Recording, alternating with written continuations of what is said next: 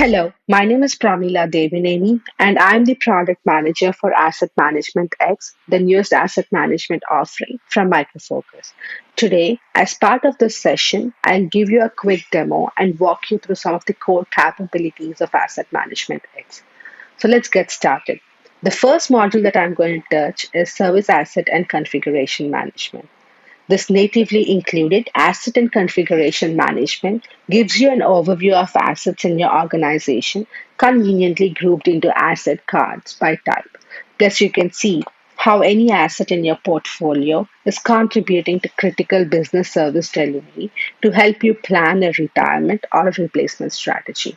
For this demo purpose today, let's deep dive into one specific asset card and look into what exactly is happening in there.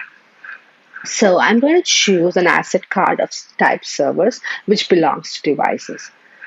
As I click into it, I land into this table view of all my assets which are of subtype server. Additionally, you can see that I have filtered this list out by Face ID, which includes new, awaiting delivery, receive, in stock, or return to maintenance. You can create your own filters. Like you could filter out by acquisition dates or acquisition types. You can choose your brand, CI type, so you can create any filter as you like. You can create up to 10 filters in this module. Additionally, one of the very important things that you could do is generate reports out of this list. You could export reports in CSV or XLS formats. You can also create a schedule to email these reports to a list of participants. I'm going to choose one particular asset out of this list so that we can deep dive and understand how this asset lifecycle is managed end to end and also understand how other components like your contracts or your financials are linked to an asset. For that purpose, I'm going to choose one specific asset, which is the server of S and the name SERV02SD015. As I click into it, I'm landed into this dashboard, which gives me an overview of the server, like who's the owner of the server, what model does it belong to, which location is it deployed in, what environment is it in, what is the asset tag that is associated with it. I can also see if the device is a virtual device or a physical device. Other details of the device, like the global ID, the brand, the installation date, the support that it has, all of that is available in here. You can also see when the retirement is planned out. If it's a shared device that is being used by multiple users, you can add a list of users who are sharing those devices and manage it accordingly. You can also manage all the maintenance and warranty contracts if the device is subscribed to any from in here. You could see the maintenance and warranty end dates and manage those contracts from in here. I'm going to quickly walk you through those contracts in a second. But just before I do that, I wanted to show you other functionalities or the other capabilities of the module that will help you manage your end-to-end asset lifecycle. There's a workflow that is associated with the device. This workflow that you're seeing helps you understand which phase of the life cycle is the asset in. Of course, this is available out of the box through our solution. It is divided into phases and metaphases. Right now, as you see, the device is in the meta phase of in use and is currently in use. But you can create your own phases and metaphases in our studio if you think this is something that doesn't completely satisfy your asset management lifecycle. It's pretty easy. It's just basically a GUI format which helps you create this. You can also manage all the hardware and the software information that is associated with this device. Like I can see all the CPU information that is in here, all the file system information. You can also manage all the running software that is on the device from in here. Uh, you can see and manage all the related CIs with the CI topology to understand how the CIs are connected and how they're being used. So you can see all the related CIs in here. Like this particular one has a composition of and is running on both of these different servers. So that is how you can manage all the related devices or related CIs from in here. Also, you could manage all the financial information that is associated with this device, like what cost type is the device, what cost center is the device belonging to make your budgeting decisions, what is the acquisition types, is it a purchase or a rental or a lease or a loan device, if there is any chargeback rules that are associated with this device that will enable any creation of chargebacks on a particular device. Additionally, if there's any depreciation that is associated with that device, that could also be managed from in here.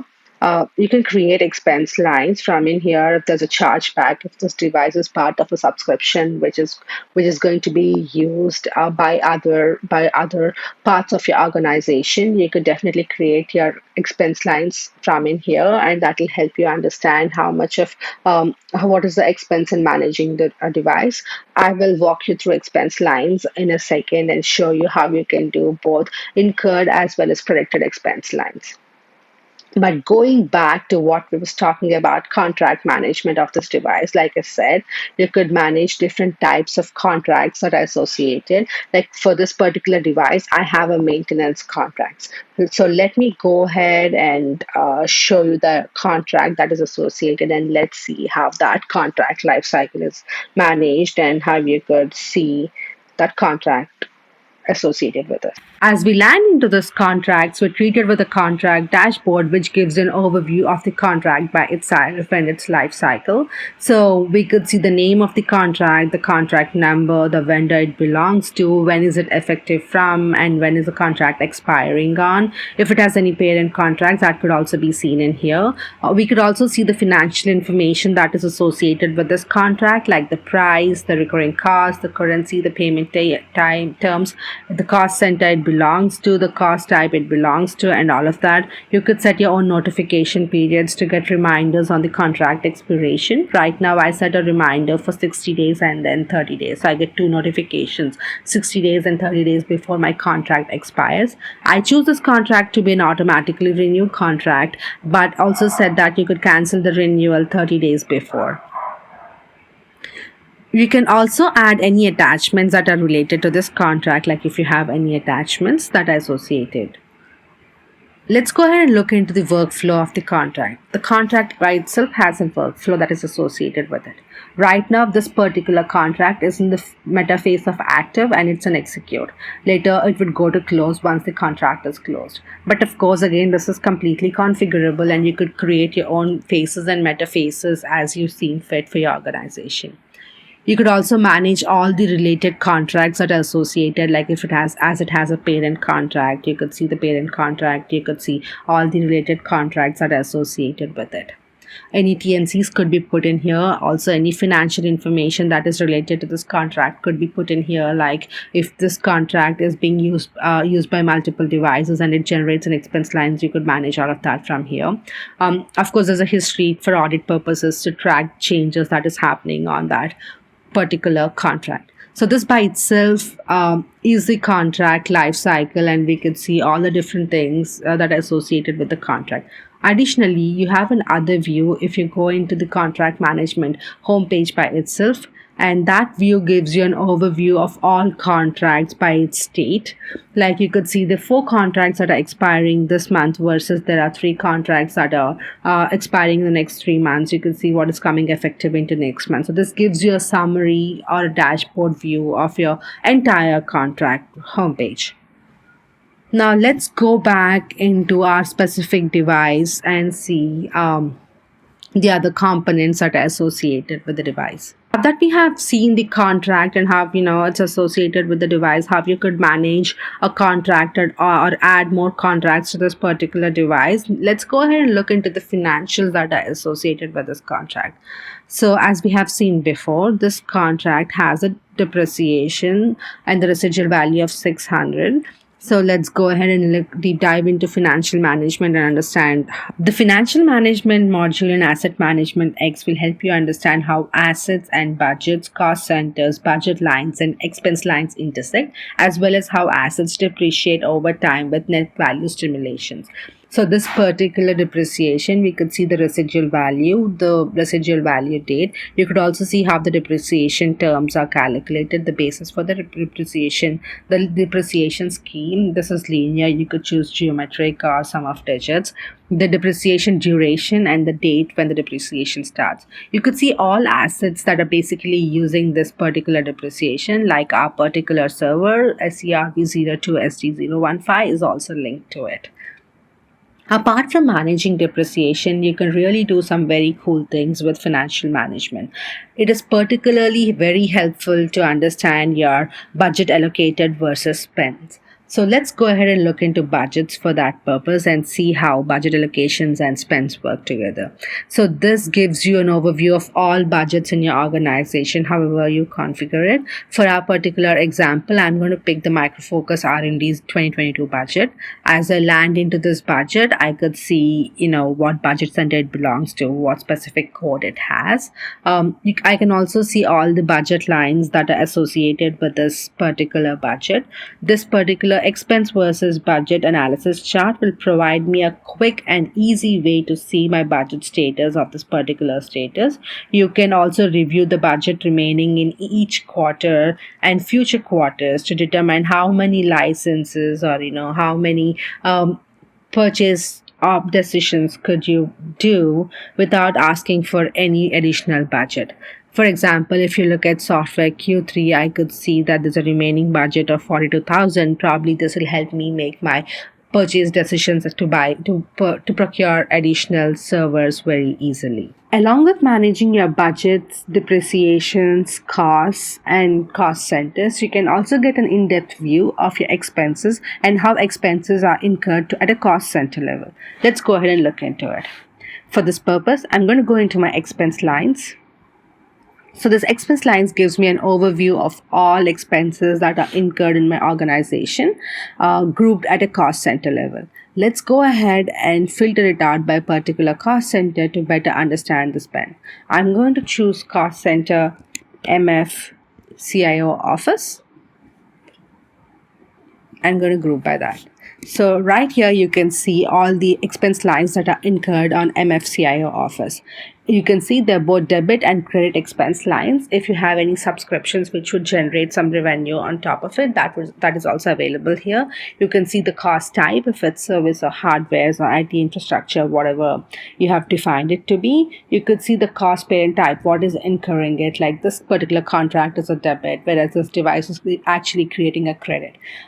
Also, one of the really interesting thing that you can do with expense lines is this helps you to determine both incurred as well as your projected expense lines. So what that does is basically with your projected lines, you can really understand how your budgets would behave in the next quarter or next fiscal so that you could plan your expenses accordingly. This is pretty much about your expense lines that are triggered, but what really defines and triggers these expense lines is defined under cost allocation rules. So using the cost allocation module inside financial management, you can go ahead and create those triggers for your expense lines or what generates your expense lines. Let's go ahead and look into one particular cost allocation rule. I'm just going to pick a cost allocation rule which is of type expense allocation. It could also be a chargeback when you define it, and the parent type is contract. So it's filtered by whatever is executed. That's what this cost allocation rule filters. And you could define a start date and end date too if it's a time box kind of a cost allocation rule. And of course, there's an allocation section which defines how it's allocated. Like you would need the initial payment, your currency. If there's a recurring cost, then you define the recurring cost and you see what is the debit cost center and credit cost center. All of these, if you don't define all of these in this section, the system automatically defines it based on the studio rules or how it's configured, but you can go ahead and create your own rules from here. So that's pretty much about your financial management and all the real cool things that you can do using financial management inside Asset Management X. Now that we have looked into asset configuration management and looked at how contracts and financials work with assets, let's go ahead and see how to bring in this assets or inventory through our procurement module into stock to facilitate that asset lifecycle. For that purpose, I'm going to go into our procurement module. The procurement module inside Asset Management X helps facilitate and manage IT purchase decisions.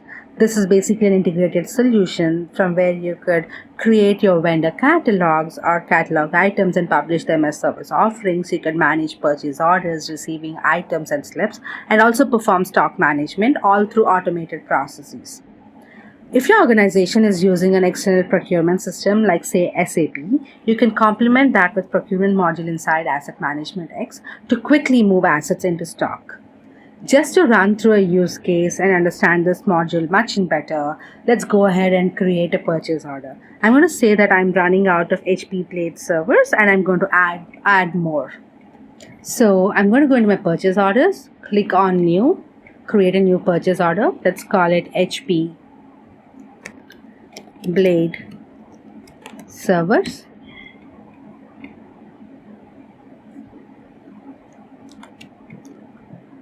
I'm going to choose the vendor HP and click on save and edit.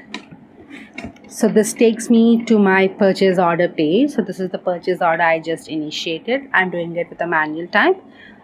Let's go ahead and create a new purchase order line item. So I'm going to create a new purchase order line item. I'm going to say I need some integrity BL CE blades, and I'm going to choose a quantity of 20 from vendor HP and click on save. So this created my new purchase order line. I'm going to quickly go back to my workflow and issue this purchase order so that this purchase order is issued and ready to receive items. So I'm going to move it into a stage of issued. So this is issued. I'm going to save my purchase order. So that's pretty much it. I have created and issued a purchase order and saved it. Let's go back to purchase orders. So this is the purchase order we just created and this is in a status of issued. Now that I have issued my purchase order, let's say we received or we are about to receive an item and we're creating receipt slip for that.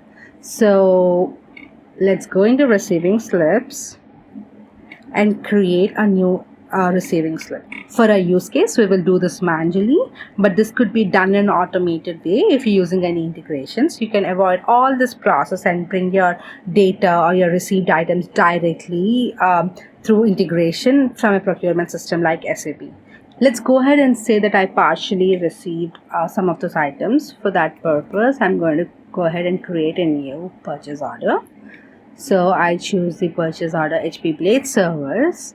My receiving slip title is HP Blade servers received. I'm going to move it to stockroom, Phoenix stockroom B. Let's say we partially received those items. So I'm going to choose the device, asset type as device and the subtype as server because the server blades. And I'm going to say that I received 10 of these server blades and click on OK. I'm going to save this. And that's pretty much it. We received 10 items. Let's go into receiving lines and see. This is the one that we just received and we received 10 of those. Now that we finished the purchase ordering and receiving, let's go into stockroom, Phoenix stockroom B and see if we received this item or what's happening with those items, if they're in stock or not. So I'm going to go back into service asset and configuration management. I'm going to go into my stock management, choose Phoenix stockroom B because that's where we received these items, and go into assets and stock. And as you can see, we just received 10 of these. So from here, now you could start your asset lifecycle processes like issue these assets to somebody or make reservations on top of these assets.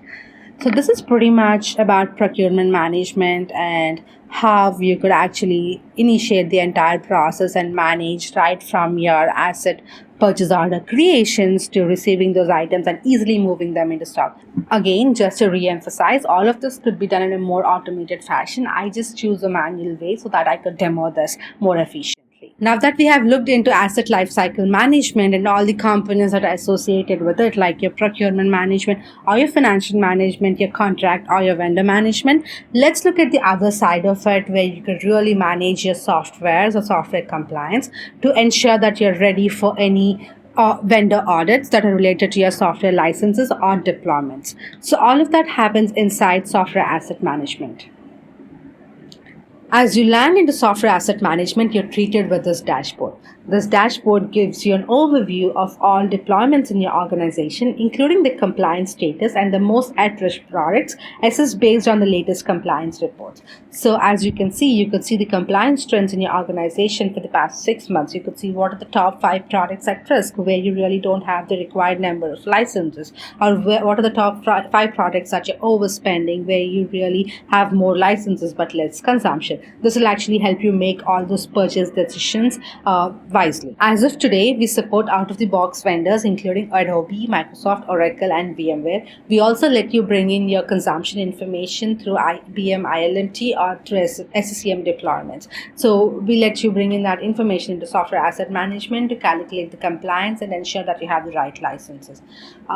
As this dashboard gives you an overview of all products or all vendors in your organization, you can dig into vendor specific dashboards. Like if I go into my Oracle dashboard, this Oracle dashboard gives me an overview of my Oracle consumption in the organization. Like we have my compliance meters, we can see the trends in the past 6 months. You have the compliance, database compliance. Like for example, in your enterprise, you have 32 license points available versus 16 consumed. In your standard version, you don't have any consumption, whereas you have 2 availability. Similarly, you could look at your Oracle data options or your PACS compliance. You could see how many data licenses are required. You could see what is the utilization of database options and PACS. So you could manage all that information for every vendor. This basically gives you an overview of how your compliance is being managed, so that if there's any audit that is coming up, you can efficiently respond to it. One of the really cool thing about Oracle specifically is we're vendor certified by Oracle. What that means is you could leverage the data that you're seeing here and generate reports out of SAM from in here and directly give it to your vendor. You don't need to really massage it or do anything on top of it. You could just take this data and use it in your vendor audits. As this gives an overview of all the spends, or all products or all vendors, we also have another view in our compliance dashboard. So as you go into a compliance menu, you could see that there are compliance cards for each product at a product level. This is managed both for on-prem as well as your SaaS installations. For example, if I look at my SQL Server, I can see that the status of non-compliant. I could see what is the cost of making it compliant and how many versions of that product are deployed. Let's go ahead and look into this card specifically to understand, the level of in-depth that we provide or the information that you could really gather from the compliance menu. So as I go into my SQL Server deployment, I can see that there are 4 versions of it. And I could see the available license points versus consumed license point and what is the cost of compliance. If I look at my SQL Server 2019 standard deployment, I have a consumption of 16 points, whereas the availability of 0 license point. That means I'm overutilizing the licenses. And the cost to make it compliant is 128K. You can also dig a level deeper to understand what devices in the SACM module are actually consuming these licenses. For example, I have 3 devices in here which is consuming my SQL Server 2017 Enterprise, and you could see how the calculation is made, like consumption points versus points allocated. So if you click on this device, this actually takes you to the SACM physical device that we looked a second back. So this is what happens under your compliance, and this is where you could generate all those reports. You could filter out, you could create your own filters by products or by versions, and you can download those reports. Let's take a step back and really look at where the real magic happens. So how the compliance is calculated and managed. So all of that happens in your products menu. As you land into products menu, you could see all the products that are deployed in your organization. This data that you're seeing here comes from UCMDB. This is an automatic sync, so you really don't have to worry about if the data is real time or not, because all of this is a real time sync that happens. So you could see all the deployments or all the consumption that is being happening in your organization. As I said, this is an automatic sync, so you always have access to the most latest information or the most right information. But of course, you could create a manual sync from CMS if it is needed, or you could create a scheduler to actually push information from CMS. Again, this is for both on-prem as well as your SaaS deployments.